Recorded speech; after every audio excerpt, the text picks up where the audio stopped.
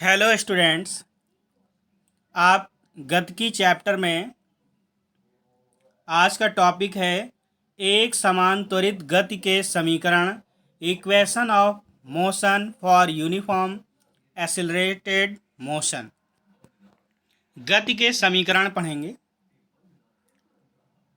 एक समान त्वरण से गतिमान वस्तु के त्वरण का परिमाण तथा दिशा दोनों ही नियत रहते हैं। इस प्रकार गति समान गति त्वरित कहलाती है। भी दिशा और परिमाण दोनों नियत हैं तो उसकी गति समान त्वरित गति कहलाती है। उदाहरण के लिए पृथ्वी की सतह के समीप ऊर्ध्वाधर नीचे की ओर गिरते पिंड की गति। ऊपर से कोई पिंड नीचे की ओर गिर रहा है तो वो गति एक समान गति होगी। पहला, एक समान त्वरित गति के लिए वेग व समय के मध्य खींचा गया ग्राफ एक सरल रेखा के रूप में प्राप्त होता है। वेग और समय आपने देखा था, ये ग्राफ ऐसे बनता है। इधर से ये t हो गया, ये v हो गया था। जब एक समान होता है तो ये एक सरल रेखा प्राप्त होता है जो ये त्वरण को प्रदर्शित करता है। तो एक समान, तो जिसका ढाल त्वरण के बराबर होता है। ढाल आप समझ रहे हैं ना क्या होता है? ये लाइन जो होती है इसे ढाल कहते हैं और ये त्वरण के बराबर होता है। डेट मीन्स ये त्वरण को प्रदर्शित करता है। दूसरा, वेग समय वक्र के नीचे का क्षेत्रफल दूरी या विस्थापन को व्यक्त करता है। भी यहाँ पे t और ये v, तो ये इस वक्र के नीचे का ये चीज़ दूरी को व्यक्त करता है। ये किसको प्रदर्शित करता है? दूरी को। ये पार्ट आपका दूरी है, यानी कि यहाँ से इस जो भी आकृति बनेगा उसका क्षेत्रफल अगर ज्ञात कर लें तो विस्थापन आपको पता हो जाएगा। एक समान त्वरित गति के अध्ययन हेतु गति से संबंधित विभिन्न भौतिक राशियों जैसे वेग v, विस्थापन x, समय t आदि में संबंध दर्शाने वाले समीकरण को ही गति के समीकरण कहते हैं। और ये तीन समीकरण होते हैं गति के। पहला आपका ये है v = u + a t, जहाँ b कण का अंतिम वस्तु का अंतिम वेग, u वस्तु का प्रारंभिक वेग, a उस पर लगने वाला त्वरण और t समय अंतराल है। दूसरा समीकरण s = ut + ½ a t²। तो s क्या है? विस्थापन को प्रदर्शित करता है। u आप जानते हैं अभी प्रारंभिक वेग, t समय और a त्वरण। और तीसरा समीकरण और अंतिम v² = u² + 2as, जहाँ ये अंतिम वेग, प्रारंभिक वेग, त्वरण और विस्थापन। तो आज की क्लास में मैं आपको पहला ही समीकरण बताऊंगा। नेक्स्ट क्लास में दूसरा और तीसरे का डिस्कशन करूंगा। तो पहले देखिए, व्युत्पत्ति करेंगे कि ये समीकरण जो हम बात कर रहे थे ये आया कहाँ से। पहला, ग्राफीय विधि द्वारा एक समान त्वरण से गतिमान वस्तु के समीकरणों की उत्पत्ति। तो गति के समीकरणों की व्युत्पत्ति पढ़ेंगे। माना कि कोई वस्तु एक समान त्वरण a से एक सरल रेखा में गतिशील है।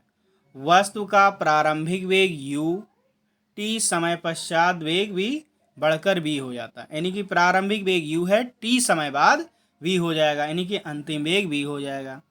यदि समय को एक्स अक्ष और v को y अक्ष से निरूपित करें तो प्राप्त ग्राफ में एक झुकी हुई सरल रेखा AB प्राप्त होगा। और वो AB क्या है?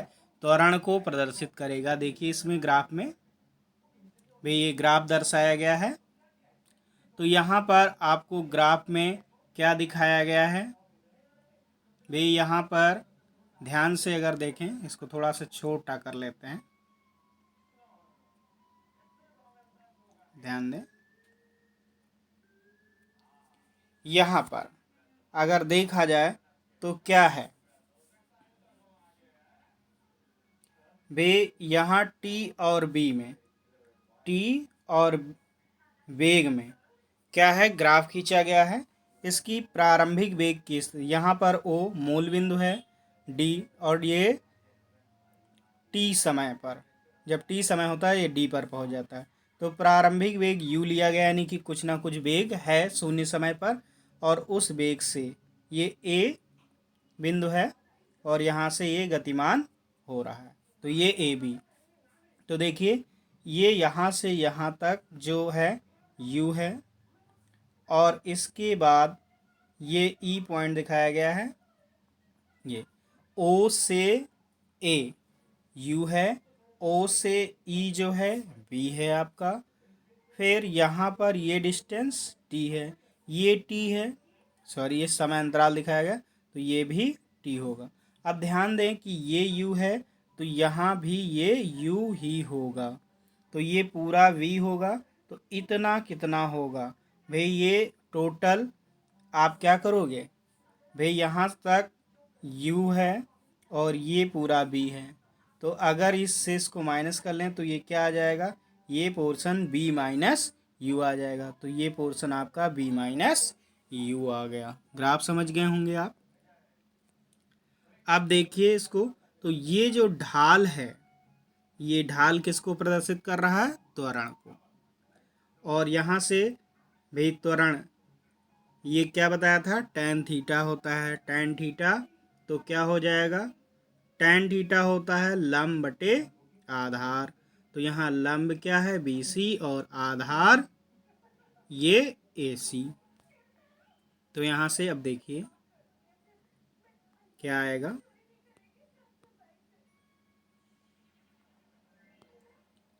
अब चित्र की ज्यामिति से भाई t बराबर 0 पर आपने देखा u OA है, t बराबर t पर v इक्वल्स टू OE और VD। भाई ग्राफ में देख लीजिए, जितना OE है O से, इसको और छोटा करते हैं, O से E, उतना ही B से D। भाई यहाँ देखिए ये O हो गया, ये E हो गया, और यहाँ B से D, तो ये बराबर है। तो BD और OE बराबर है, तो यहाँ BD और OE इक्वल्स टू V हो गया। अब गति का प्रथम समीकरण, आप गति का प्रथम समीकरण जानते हैं, भी डिस्कस मैंने किया था, v equals to u plus AT। अब इसको प्रूफ करना है बेटा। तो यहाँ पर सीधी रेखा का ढाल AB, tan theta equals to, तो tan थीटा क्या है? BC by AC। भाई फिगर में फिर से देख लीजिए, अभी डिस्कस भी मैंने किया था। ये BC है लंब और आधार, तो BC बाई AC। तो यहाँ से आप देख रहे हैं क्या है? tan theta equals to BC by AC। अब BC हमने कैलकुलेट किया है B माइनस U, और ये क्या है? T, और ये B minus U by T equals to A। भाई A ही तो है, तो यहाँ से इसको इधर ट्रांसपोज करेंगे तो ये मल्टीप्लाई में हो जाएगा, तो B minus U equals to AT। Further इसको ट्रांसपोज करेंगे, ये माइनस में इधर जाएगा प्लस में, तो आपका आ गया B equals to U plus AT। ये समीकरण 1 हो गया। तो गति का प्रथम समीकरण आपका निगमित हो गया, रिलेशन मिल गया v equals to u plus a t, ये समीकरण 1। तो ये जो चित्र आपको बताया गया और समीकरण 1, ये टॉपिक आप ध्यान रखिएगा, क्योंकि नेक्स्ट क्लास में आपको मैं समीकरण 2 और समीकरण 3 की प्रूविंग बताऊंगा। इसके लिए आपको ये चीज़ ध्यान में होना चाहिए, बिल्कुल क्लियर, कि डायग्राम आपके दिमाग में बसा हो। और ये तो अगला क्लास करने के लिए, नेक्स्ट क्लास करने के लिए आपको ये टॉपिक बिल्कुल क्लियर होना चाहिए। इसलिए इस वीडियो को कम से कम 3 से 4 बार देखिए और फेयर कॉपी पर नोट करें, फिर उसको समझें। और जब अगले क्लास में आप पढ़ें तो आपके दिमाग में ये समीकरण और चित्र बना हुआ होना चाहिए, क्योंकि वहाँ पर हम डायरेक्ट यूज़ करेंगे उसका। तो इसका डायरेक्ट यूज तभी हो पाएगा, तभी आपको आगे समझ पे आएंगे जब ये आपको तैयार होगा। इसलिए आप बिल्कुल इस टॉपिक को तैयार कर लीजिए और वीडियो को लाइक करना मत भूलें।